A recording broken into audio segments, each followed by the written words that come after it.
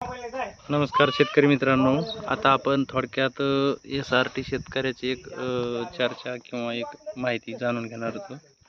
तरी व्हिडिओ पूर्ण पहा आणि चॅनलला सबस्क्राईब तेवढं करून घ्या.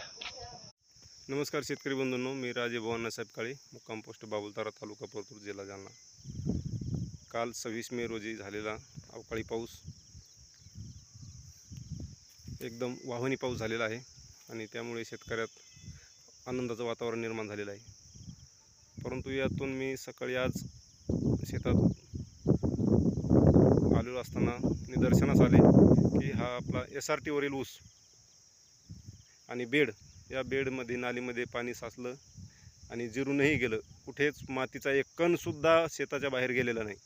परंतु आपल्या शेजारीलच भावाने रोटावेटर मारलेला आहे आणि या रोटावेटर मारल्यामुळे आणि शेताच्या कडेला बांध न ठेवल्यामुळे पहिल्याच पावसात हे पहा मातीचे सूक्ष्म कण वाहून गेलेले आहेत. हे बघा, हे गाळ इकडे येऊन आपल्या शेतात बसला आहे आणि इथून पण ह्या ऊसाच्या शेतात पाणी आलेलं आहे. म्हणजे आपल्या SRT बेडवरील बेडचा हे फायदा आहे.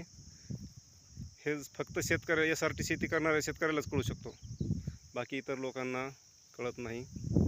हे बघा, किती पहिल्याच थोडा पाऊस पडला वाहून तर पहिले इतकी नुकसान झाली. जर जास्त पाऊस पडले तर किती सुपीक माती आपली वाहून जाते. आणि हा आपला SRTवरील ऊस, या क्षेत्रामध्ये अगोदर कापूस होता बेडवरती. कापूस कट केल्याच्यानंतर आपण त्याच नालीमध्ये ऊस लागवड केला आणि साईडला कापसाच्या बुडक्याजवळ गहू लागवड केला. तर हे बघा, गव्हाचे अवशेष पडलेले आहेत. तर या 15 गुंठे क्षेत्रामध्ये मळणी यंत्राच्या 6 ते 7 गोण्या गहू झाला, कापूस 5 क्विंटल झाला आणि हा ऊस आता एकदम चांगल्या प्रकारे 15-0-12 ही व्हरायटी आहे. हे बघा, याचा फुटवा पहा, कलर बघू शकता.